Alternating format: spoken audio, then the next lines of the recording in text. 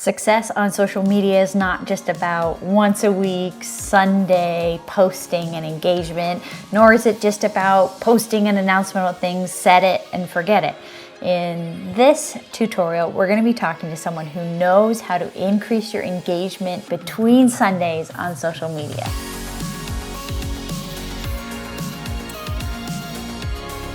Hello my friends, welcome to Word Made Digital Tutorials. I'm Joanna LaFleur, and in this tutorial we are talking all about engagement, specifically increasing engagement on Instagram, because more engagement means more likes, means more comments, means more connections, but more than that actually means greater opportunity for evangelism and discipleship online. And so we're talking to Justin Piercy in an interview today.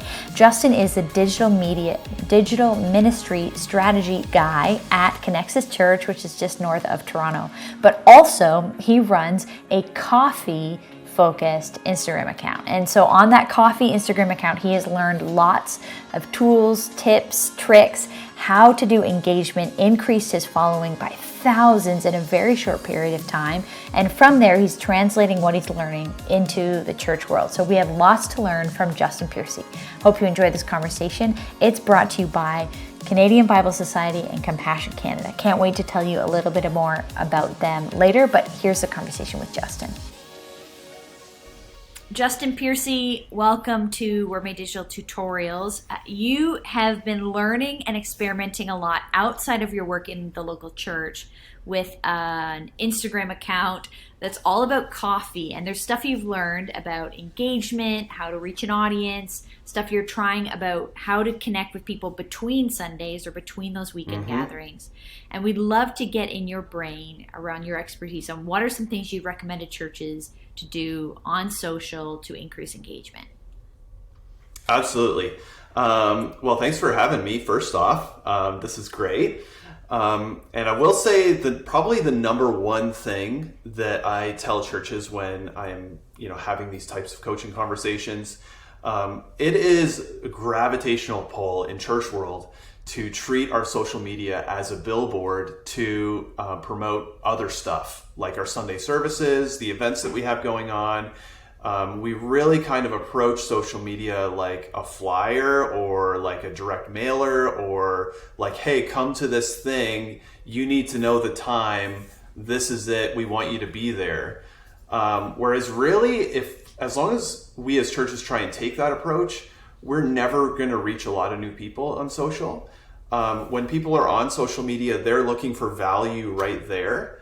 And if you give them something that isn't giving them value in their life and is always pointing to something else, they're just going to dismiss it like an advertisement. So what you really need to do as a church is focus on, in the week, how can we provide value to people? How can we serve people where they're at? How can we make this platform valuable in and of itself without always using it as a promotional tool? And really that's a big shift for churches, because you have to figure out, okay, we're treating this as our primary promotional avenue. Now we need to figure out other ways of doing this if we want to be reaching a lot of new people. So that's probably my top overall philosophical approach. Don't treat it like a bulletin board. For Instagram. You pin something on and Absolutely.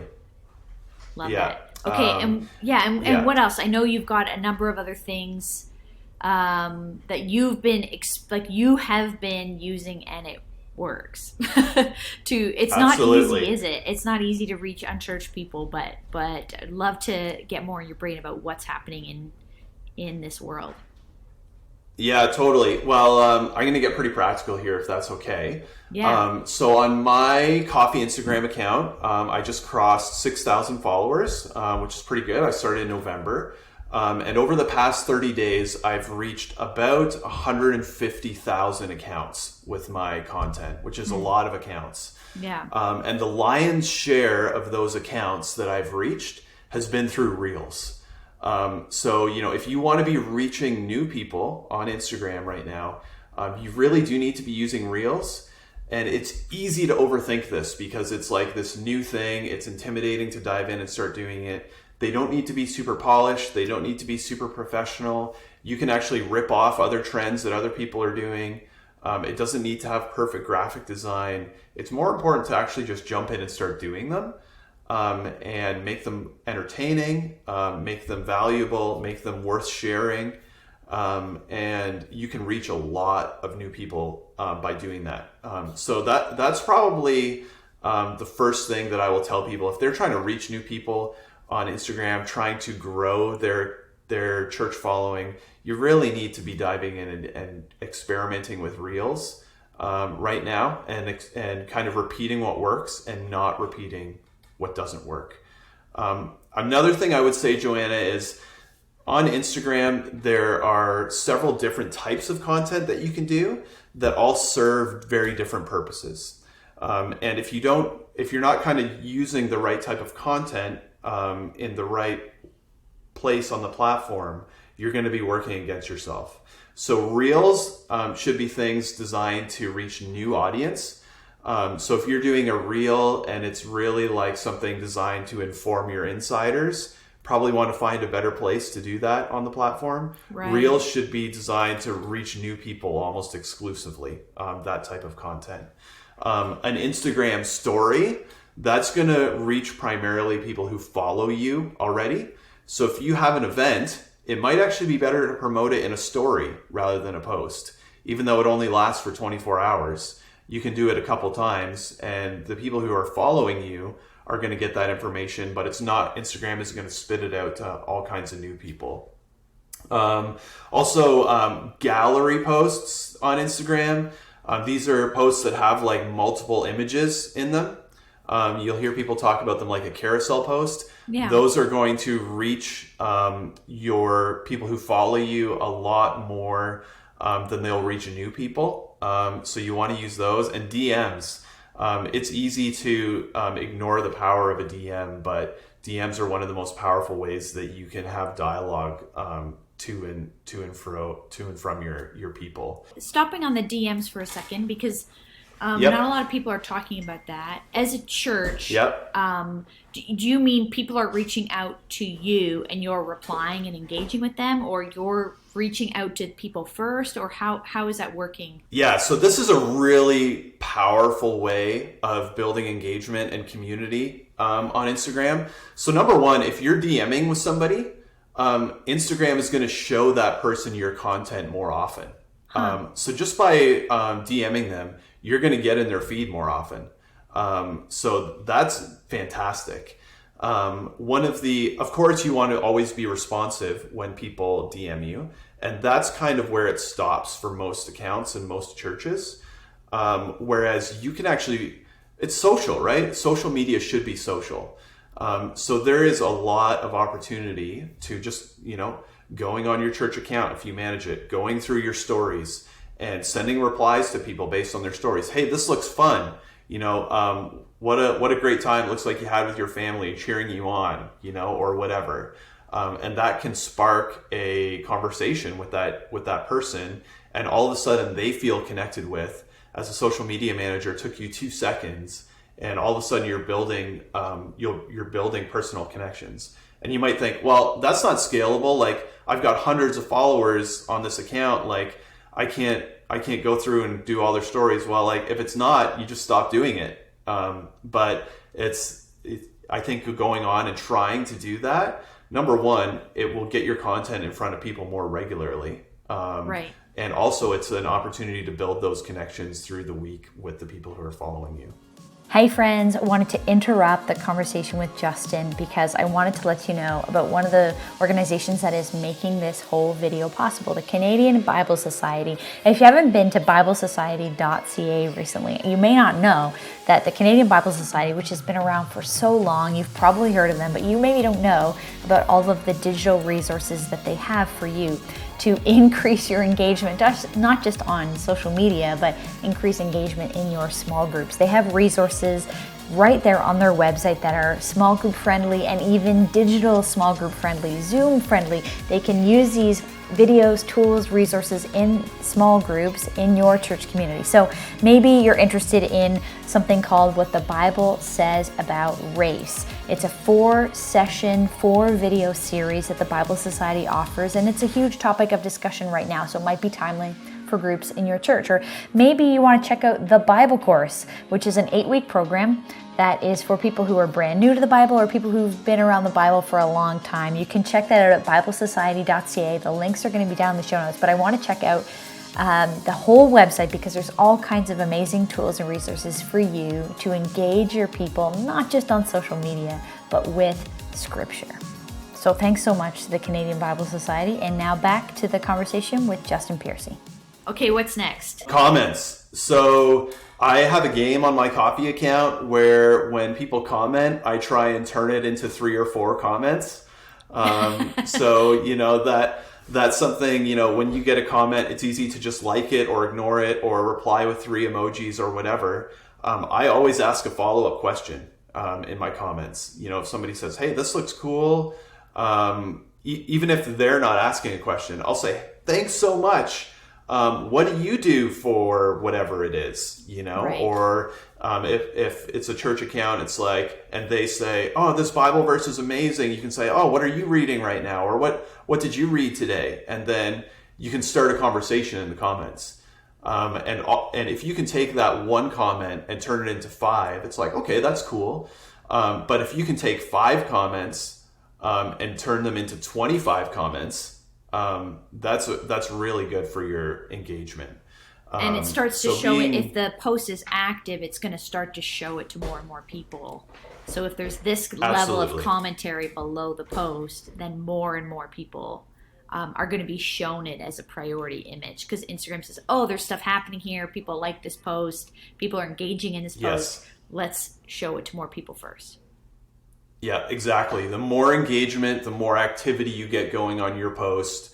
Also, like if a user sees a lot of value in the comments, they may be more likely to share it or save it, which is also going to trigger that same mechanism of Instagram showing it to more people.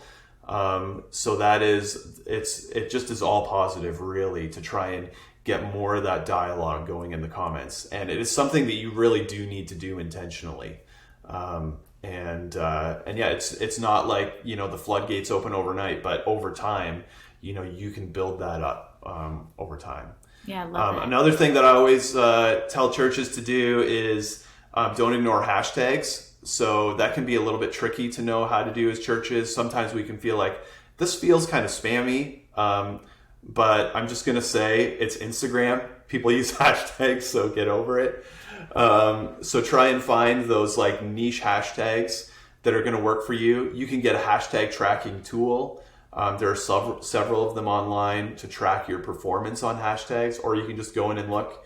And what you really want to try and do is under your insights, you want to see, am I ranking on hashtags? It will tell you in the individual post insights. And do you put your hashtags in the caption or in a comment below the caption? So I do what works. So I'll find if I put them in the comments too many times, Instagram will kind of turn it off and be like, nah, this person's just trying to, whatever, get more engagement, and they'll dial the reach down, their algorithms. Conversely, if I always use the same set of punctuation in front of my hashtags in the caption, the same thing will happen. So it's actually more important to watch your performance and kind of know what your benchmark tag performance is. And if you see it go off a cliff for no reason, then you want to change tactics at that point. Got it.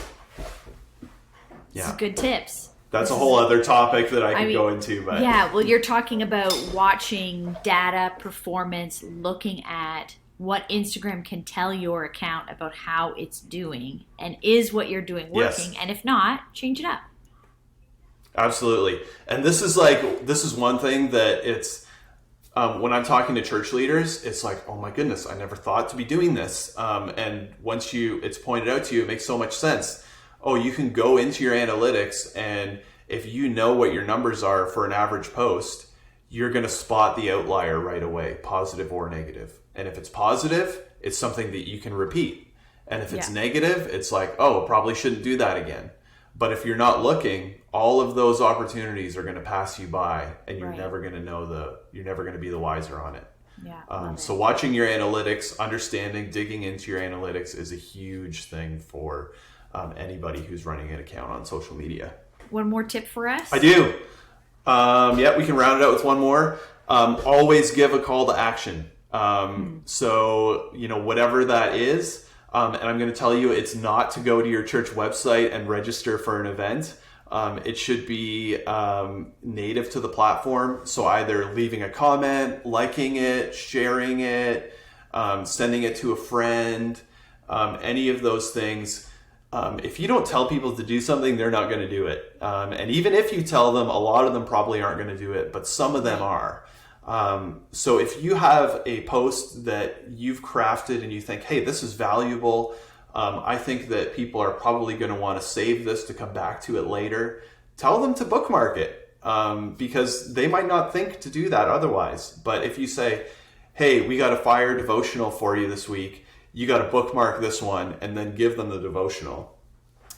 They might save it and come back to it later, when they have a little bit more time, because, you check Instagram when you're standing in line at the supermarket. It's not always the best time for a devotional, but they may want to come back to that later. But unless you give that instruction, that opportunity will be gone again.